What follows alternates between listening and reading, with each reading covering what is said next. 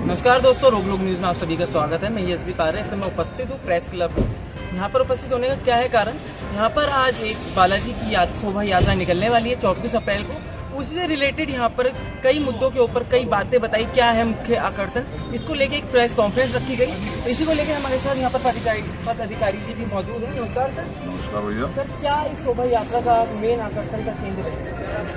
तो मेन आकर्षण कह लीजिए या श्रद्धा भाव के लिए, इसको इस आयोजन का मेन उद्देश्य यही है कि भाई अपना सनातन धर्म, अपना समाज और जो है आगे बढ़े और जो है हमारे समाज में जो है भाईचारा बढ़े, तो ये इसका उद्देश्य है।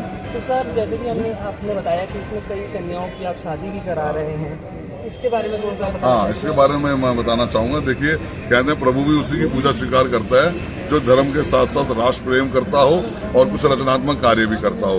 अब हमारा ऐसा नहीं है कि भाई शोभा यात्रा के माध्यम से हमने धनराशि एकत्र करी और हमने कहा सब इसमें लगा दो, नेवर। हम क्या करते हैं कि अपना बजट बनाते हैं निश्चित मिनिमम, उसमें से जो हमारी धनराशि बच जाती है तो उसमें ऐसी कन्याओं का हम चयन करते हैं जो पारिवारिक में जिनके आर्थिक रूप से मजबूत नहीं होते। तो कभी हम चूंकि कन्याओं को हम निर्धन बोलते ही नहीं, तो उन ऐसी एक कन्याओं, दो कन्याओं, 10 हो, तो इसी क्रम में हमारी ये 108 कन्याओं की मुहिम अभी हमने चलाई हुई है। ये 5वां चरण है। तो इस 5वें चरण में 6 कन्याओं का विवाह पृथ्वीनाथ महादेव जी मंदिर में जो है देहरादून में 10 मई यानी अक्षय तृतीया की तिथि को संपन्न होगा। और विशेष बात, हम जितनी कन्याओं का विवाह कराते हैं अग्नि मुहिम यही है, हम मांगलिक दिनों में कराते हैं। जैसे अपने बच्चों के लिए हम अच्छा मुहूर्त ढूंढते हैं, अच्छा होटल ढूंढते हैं, अच्छी खाना करते हैं, उसी प्रकार से हम कन्याओं का हम होटल में तो नहीं कराते, क्योंकि कहते हैं कन्याओं ऐसी परिवारों को समान और भौतिकता से ज्यादा आशीर्वाद की, ब्लेसिंग की ज्यादा जरूरत होती है। और वो ब्लेसिंग मैं समझता हूँ धर्म स्थल से अलावा कहीं मिल नहीं सकता। तो अगर कन्याएं हमारी आगे बढ़ जाती हैं तो फिर हम दूसरे चरण में यानी 6ठे चरण में उनका विवाह कराते हैं। तो ये एक हमारा जो है उद्देश्य इस यात्रा से रहेगा। तो सर, एक शोभा यात्रा भी निकाल रहे हैं जिसमें आपने कहा है कि कई महिलाएं कलश यात्रा निकालेंगी, इसके बारे में? हाँ, ये अलग से कोई यात्रा निकालेंगी। ये बालाजी के सम्मान में, बालाजी के जैसे कोई मंत्री आता है उसके आगे कैबिनेट चलती है, तो ये बालाजी के सम्मान में शीश पर अपने अपने जो है एक सजे हुए एक जैसी परिधान होगी, एक जैसे इनके कलश होंगे, वो अपना हरि नाम का जाप करते हुए चलती है। और इनकी जो है मैं नारी शक्ति को जो कृतज्ञता के साथ नमन करना चाहूंगा कि अगर शिवाजी धर्मशाला से जब शीश पे कलश धारण कर लेती है तो पूरी यात्रा के पश्चात 4 घंटे हो, 6 घंटे हो, धूप हो, छाव हो, एक बार तो बड़ी भारी बारिश आ गई, सारे जो है हम दाएं बाएं जेंट्स जो अपने अपने इसमें घुस गए, लेकिन मातृ शक्ति मैं नमन करूंगा वहीं खड़ी रही, भीगती रही, लेकिन जो जब तक शीश से कलश नहीं उतारा, जब तक यात्रा पूर्ण नहीं होगी। ऐसा इस बार भी होगा।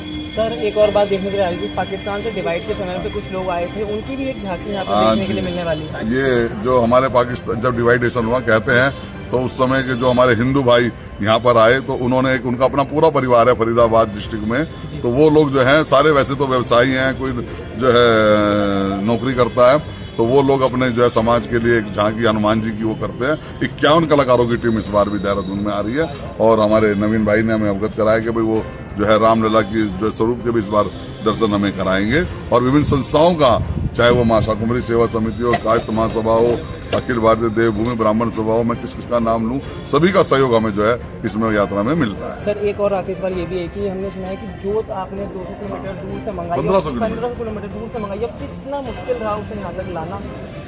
उसको उतना ही मुश्किल है, मुश्किल नहीं कह सकते, कहते हैं ना करते हो तुम कन्हैया मेरा नाम हो रहा है। हमने जोत नहीं मंगाई, एक तो ये सब जोत के साथ हम आए, तो हम तो वहां जाके प्रार्थना करते हैं कि पवित्र जोत आप जो है हम आपके साथ चलना चाहते हैं।